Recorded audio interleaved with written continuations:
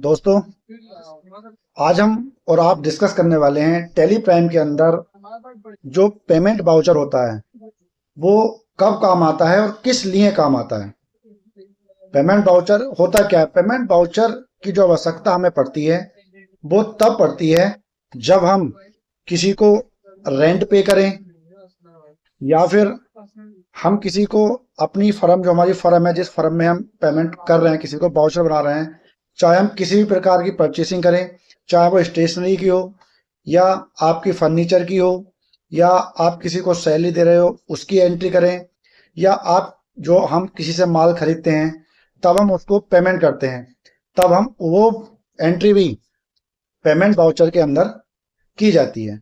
तो इसलिए payment voucher जो है हमारे किसी भी फर्म के लिए, आपकी कोई भी फर्म हो, उसके लिए एक अहम रोल निभाती है।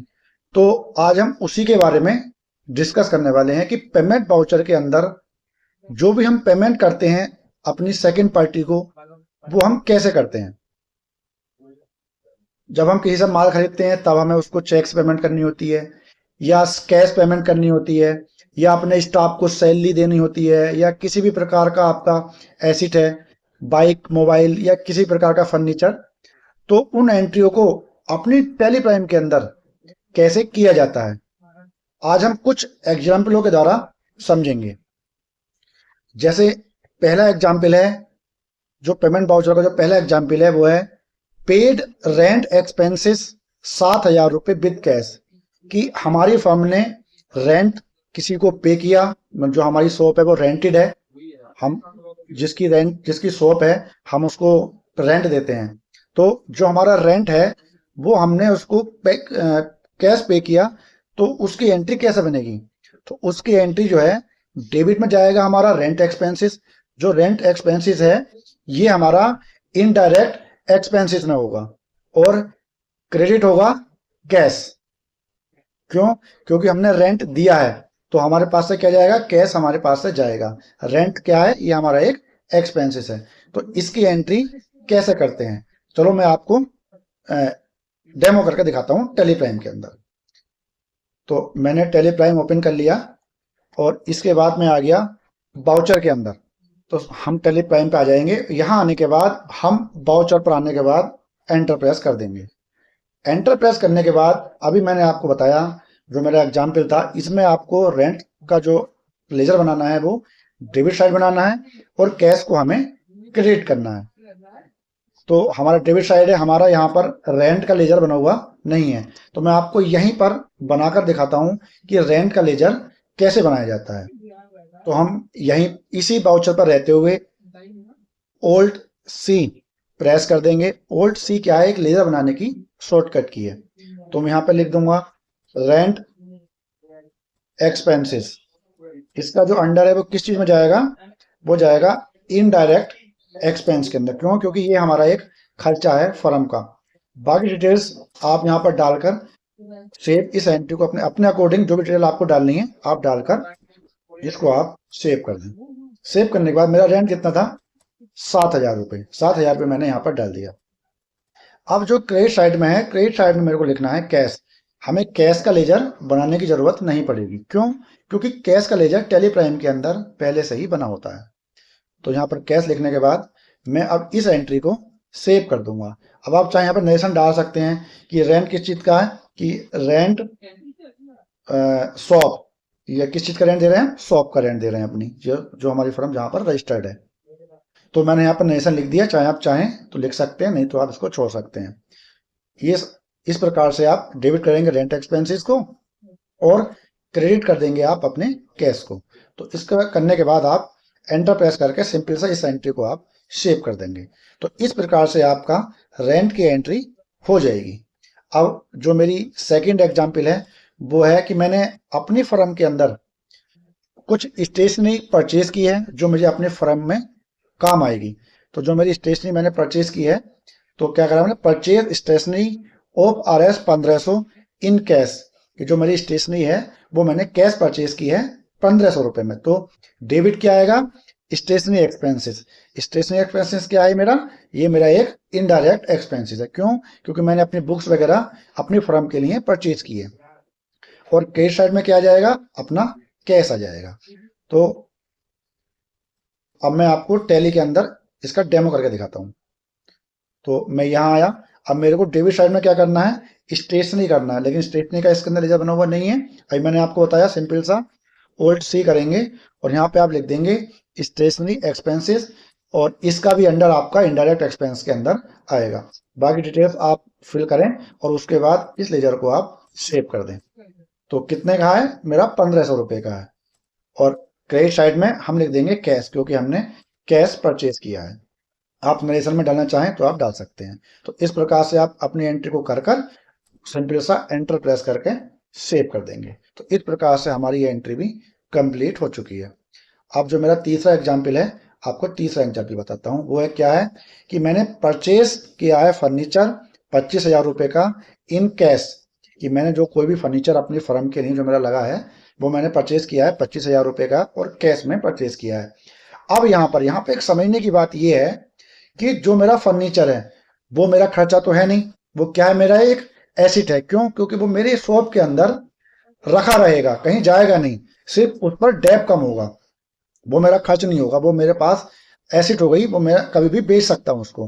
तो डेबिट क्या होगा, डेबिट होगा फर्नीचर, और फर्नीचर बनेगा फिक्स एसेट में। तो फिक्स एसेट के अंदर परचेज का वो सॉरी फिक्स एसेट के अंदर फर्नीचर का हम लेजर बना देंगे और क्रेडिट कर देंगे कैश को।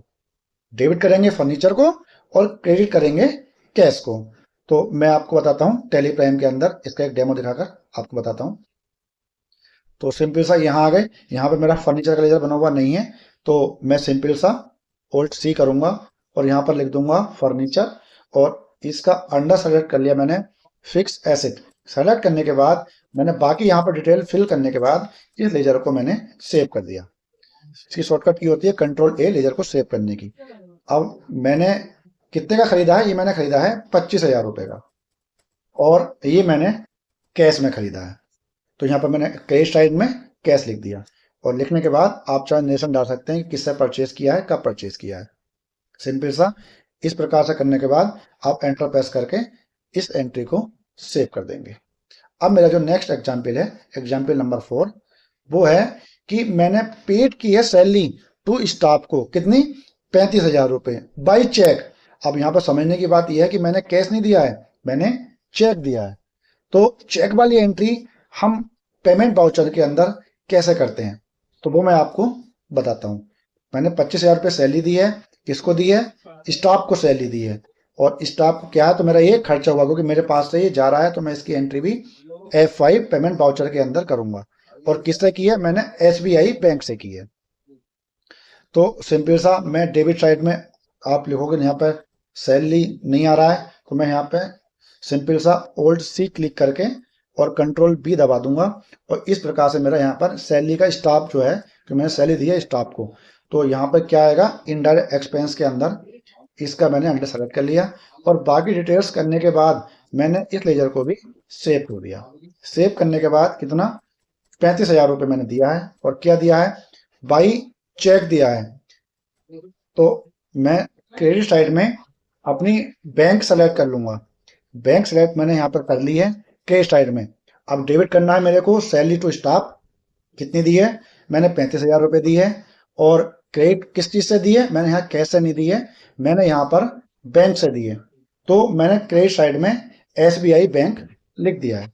यहाँ पर आप नेशन डाल सकते हैं किसको किसको दिया, मैंने रमेश को दी है या सुरेश को दी है, किसको भी दी है मैं यहाँ पर नरेशन में डाल दूंगा। तो इस प्रकार से चेक की एंट्री करते हैं पेमेंट वाउचर के अंदर जब हम किसी को देते हैं। अब मेरा पांचवा और लास्ट एग्जाम्पल जो मैं आज आपसे डिस्कस करूंगा, लास्ट मेरा क्या है कि मैंने परचेज किया है कंप्यूटर, कैश में किया है। मैंने यहाँ पर बैंक से नहीं किया है, कैश में किया है। कंप्यूटर क्या है, मेरा एक फिक्स एसेट है। वो एक फिक्स एसेट क्यों है, क्योंकि मेरी एक एसेट है, मेरे पास से जाएगी नहीं, मेरे पास रखी रहेगी। तो इसकी एंट्री पेमेंट वाउचर के अंदर कैसे की जाती है, आइए देखते हैं। तो यहाँ पर क्या करना है, मेरे को कंप्यूटर लिखना है डेबिट में और क्रेडिट में करना है कैश, और मैंने कितने का लिया है, 22,000 रुपये का लिया है।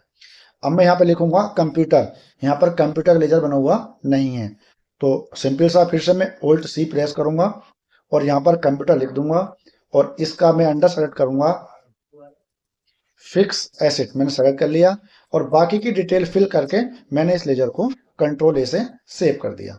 कितने का लिया है मैंने? ये लिया है 22,000 रुपए का। और कैश टाइप में मैं क्या लिखूंगा? कैश। क्यों? क्योंकि मैंने ये कैश ही परचेज किया है। और इस प्रकार से मैं करने के बाद इसको मैं सेव कर दूंगा। मैंने कंप्यूटर फिक्स एसेट में क्यों लिया है? क्यों? क्योंकि मेरी ये एक एसेट है। ठीक, इसलिए मैंने इसको डेबिट साइड में लिया है। और क्रेडिट साइड में मैंने कैश दिया है, तो मैं यहाँ पर कैश लिख दूंगा और इस प्रकार से मैं इस एंट्री को भी सेव कर दूंगा। तो इस प्रकार से आप अपने टेलीप्राइम के अंदर पेमेंट वाउचर की एंट्री कैसे करते हैं, इस प्रकार से आप जान गए होंगे। मैंने आपको 5 एग्जाम्पल के द्वारा पूरा बताने की कोशिश की है कि रेंट को कैसे पेमेंट वाउचर के अंदर हम एंट्री करते हैं, और अपना कंप्यूटर की सर्विस को, कंप्यूटर को, और सैलरी जो हम देते हैं स्टाफ को, वो हम कैसे करते हैं। तो आज की वीडियो में इतना ही। अगर आपको ये वीडियो अच्छी लगी हो तो मेरे इस वीडियो को लाइक करें, और अगर अभी आपने मेरे चैनल सब्सक्राइब नहीं किया है तो चैनल को सब्सक्राइब करें। और अगर आपको वीडियो अच्छी लगी हो तो आप और भी दोस्तों के साथ शेयर करें। बहुत बहुत शुक्रिया। धन्यवाद।